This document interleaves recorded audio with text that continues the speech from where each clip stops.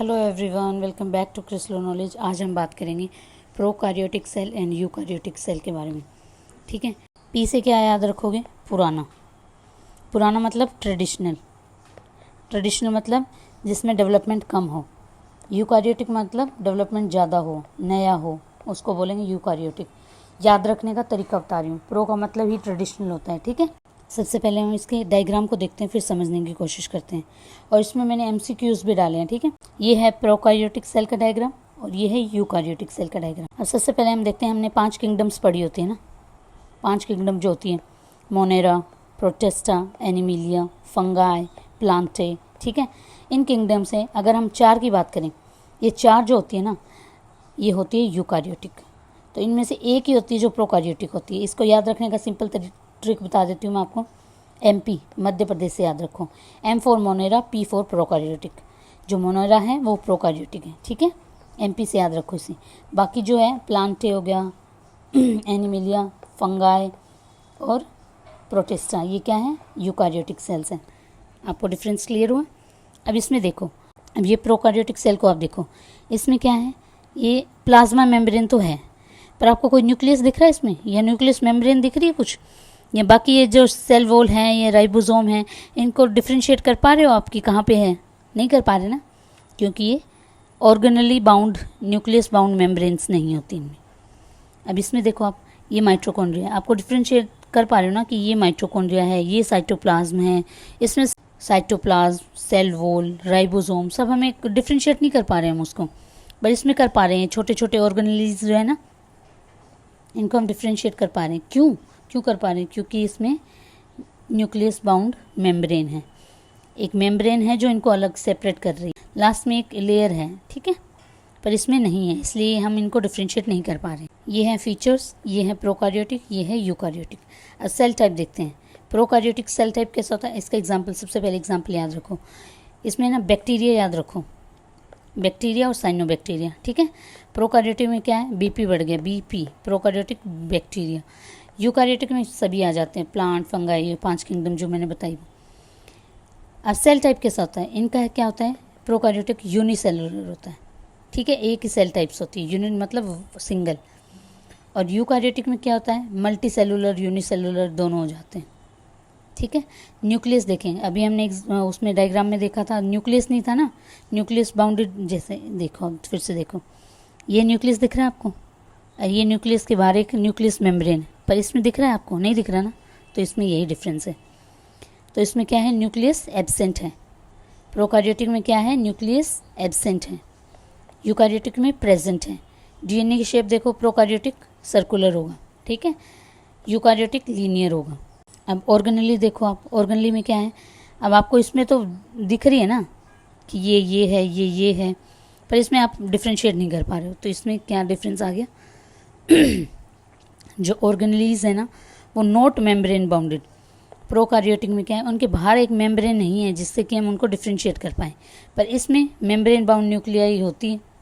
ठीक है, राइबोसोम देखो, प्रो है, पुरानी है, कम एनर्जी, इसको मोबाइल फ़ोन की हेल्प से याद रखो।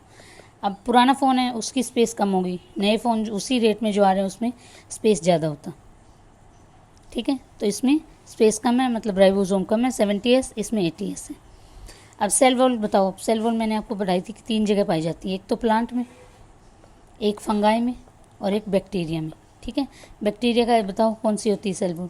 फंगाई की होती है काइटिन और प्लांट की होती है सेलुलोज। ये मैंने पुराने वाले लेक्चर में, सेल वाले लेक्चर, फर्स्ट जो लेक्चर है उसमें करवाया हुआ है। ठीक है, तो आप जाके देख सकते हो, प्लेलिस्ट बनी हुई है उसकी। वैसे तो इसमें मैंने मेंशन कर रखा है। सेल वॉल बैक्टीरियम किससे बनी होती है? पेप्टिडोग्लाइकन। तो इसमें सेल वॉल होती है, इसमें भी होती है, और ज़रूरी नहीं है सब में हो। ठीक है, जैसे एनिमल सेल हमने पढ़ी थी, तो एनिमल में नहीं थी, कुछ में होती है, कुछ में नहीं होती। ठीक है, सेलुलोज और काइटिन से बनी होती है फंगाई और प्लांट। फिर हम सेल डिवीजन देखते हैं। अब सेल डिवीजन ये होता है बाइनरी फिजन, ये होता है जो प्रो होते हैं ना वो बाइनरी होते हैं, और माइटोसिस कौन करता है? यूकार्योटिक। अब बाइनरी और माइटोसिस में आपको डिफरेंस हो, तो डिफरेंस मैं क्लियर कर दूँ। बाइनरी का मतलब है रिप्रोडक्शन। क्या है रिप्रोडक्शन? कैसे? एक एग्जांपल से, अमीबा, आपने अमीबा का एग्जांपल देखा होगा। अमीबा क्या करती है? एक अमीबा है, वो अपने आप को तोड़ के 2 अमीबा बना दी, तो रिप्रोडक्शन हो गया ना। 2 बच्चे दे दिए, सेल्स कुछ बनने की जरूरत ही नहीं पड़ी। ये क्या है, रिप्रोडक्शन हो गया। अब माइटोसिस और मियोसिस में क्या होता है, कोई सेल है वो अपनी 2 डॉटर सेल बनाएगी। अब वो डॉटर सेल आगे जाके सेल से मिल के एक ऑर्गन बनाएगी, जैसे लीवर हो गया, किडनी हो गई। तो इस तरीके से प्रोसेस चलती है, फिर इन सबको कंबाइन होकर हम बनते हैं। तो बाइनरी का मतलब समझ गए आप, रिप्रोडक्शन करती है। फिर एग्जांपल इसमें हमने देख लिया, बैक्टीरिया, प्लांट, एनिमल, फंगाई सब होता है। अब इसको हम क्वेश्चन की हेल्प से देखते हैं तो हमें रिटेन अच्छे से होगा। फर्स्ट क्वेश्चन क्या है हमारा, which of the following feature is common in both prokaryotic and eukaryotic. ऐसा कौन सा फीचर है जो दोनों में होता है। तो न्यूक्लियस हमने देखा नहीं होता, न्यूक्लियस नहीं था ना उसमें, या न्यूक्लियस दिख रहा है आपको, कहीं नहीं दिख रहा ना, न्यूक्लियस नहीं है ना इसमें, बट इसमें है, तो ये गलत हो गया। माइटोकॉन्ड्रिया भी नहीं है, क्लोरोप्लास्ट भी नहीं है, ये प्लांट में होता है कलर देने के लिए, पर राइबोसोम है दोनों में। क्या है, राइबोसोम है, तो सी आंसर है। अब देखो इसमें राइबोसोम है ना, इसमें भी राइबोसोम है, सेल वॉल है इसमें भी सेल वॉल है। फिर हम असर्शन एंड रीजनिंग टाइप का एक क्वेश्चन देखते हैं। मैंने 3 अलग टाइप के क्वेश्चन डाले इसमें, ठीक है। असर्शन में देखते हैं हम, प्रोकार्योटिक सेल जो होती है are generally smaller than eukaryotic cell. क्या ये बात सही है। अब पुराना होगा, डेवलपमेंट कम होगी, तो स्मॉल होने के चांसेस है ना। कभी कभी क्या होता है कि आपको नॉलेज ना भी हो ना, तो आप क्वेश्चन निकालने की कोशिश करा करो। पुराना है छोटा होगा, यूकेरियोटिक नया है डेवलपमेंट होगी बड़ा होगा, ठीक है। तो ये फर्स्ट स्टेटमेंट क्या हो जाती है, सही हो जाती है। सेकंड है कि ये रीज़न है क्या इसका, तो prokaryotic cell lacks membrane bound organelles. तो प्रोकार्योटिक सेल होता है, हमने देखा ना, सब एक साथ ही गुचुड़ मुचुड़ होकर पड़े हुए हैं, हम डिफ्रेंशिएट नहीं कर पा रहे हैं इसको, क्योंकि इसमें क्या है, मेम्ब्रेन बाउंड ऑर्गेनेलीज नहीं होते हैं, तो एक साथ ही हैं सारे। तो ये बात भी सही है। अब दोनों बात सही हो गई। अब इसमें ना, अब आपको अगर कंफ्यूज हो कि इसका ए या ऑप्शन होगा या बी होगा, क्योंकि ये सी कैंसिल हो गया, दोनों स्टेटमेंट सही है, सी और डी तो कैंसिल हो गया। आप देखते हैं ए या बी में अगर आपको कन्फ्यूजन होती है तो आप इसमें बिकॉज लगा के कर लिया करो, ठीक है। क्या लगाओगे, बिकॉज। आप पढ़ के देखो, जो prokaryotic cell are generally smaller than eukaryotic cell because prokaryotic cell lack membrane bound organelles. तो ये बात बिल्कुल सही है, जच रहा है ना। तो इसका क्या हो गया, ये आंसर हो गया। थर्ड क्वेश्चन क्या बोलता है, consider the following statement about prokaryotic and eukaryotic cell. इनके बारे में हमें कौन सी स्टेटमेंट करेक्ट है ये बताना है। All prokaryotic possess cell wall, क्या सब में सेल वॉल होती है। चलिए देखते हैं, पहले चारों स्टेटमेंट पढ़ेंगे, फिर हम इसको लॉजिक की सेंस से निकालने की कोशिश करेंगे।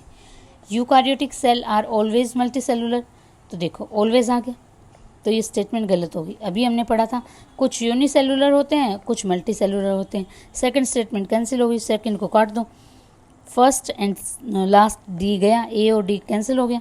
अब देखते हैं, mitochondria are absent in prokaryotic cell. तो अभी हमने देखा था ऊपर डायग्राम में। अब डायग्राम को भी अगर आप अच्छे से देख लोगे ना, तो आपको सारी चीज़ें क्लियर हो जाएंगी ऑटोमेटिकली। जो माइटोकॉन्ड्रिया है वो एब्सेंट था, हमने नहीं देखा उसमें। माइटोकॉन्ड्रिया की खुद की अपनी एक लेयर होती है बाहर, आउटर लेयर, इनर लेयर, जो हमने पिछली सेल वाली वीडियो में देखी थी। तो ऐसा तो प्रोकार्योटिक सेल में कुछ होता नहीं है, तो इसमें सही बात है ये, प्रोकार्योटिक सेल में माइटोकॉन्ड्रिया नहीं होता, ये बात बिल्कुल सही है। फिर हम देखेंगे, ribosomes are present in both prokaryotic and eukaryotic. अभी हमने देखा था ये, ठीक है। फोर्थ स्टेटमेंट बिल्कुल सही है, तो बी आंसर आ जाएगा इसका 3 एंड 4। अब ऑल प्रोकार्योटिक सेल में सेल वॉल नहीं होती है, कुछ ऐसे बैक्टीरियाज वगैरह भी होते हैं जिसमें सेल वॉल नहीं पाई जाती है। ना ही तो सारे प्रोकैरियोट में सेल वॉल होती है, ना ही सारी यूकैरियोट में सेल वॉल होती है। इसका एग्जांपल आपको एनिमल सेल से अच्छे से क्लियर हो जाएगा। तो इसका आंसर 3 एंड 4 है, ठीक है। इसी के साथ हमारा लेक्चर एंड होता है। और अगर आपको लेक्चर्स पसंद आ रहे हैं तो please like, share and subscribe. Thank you.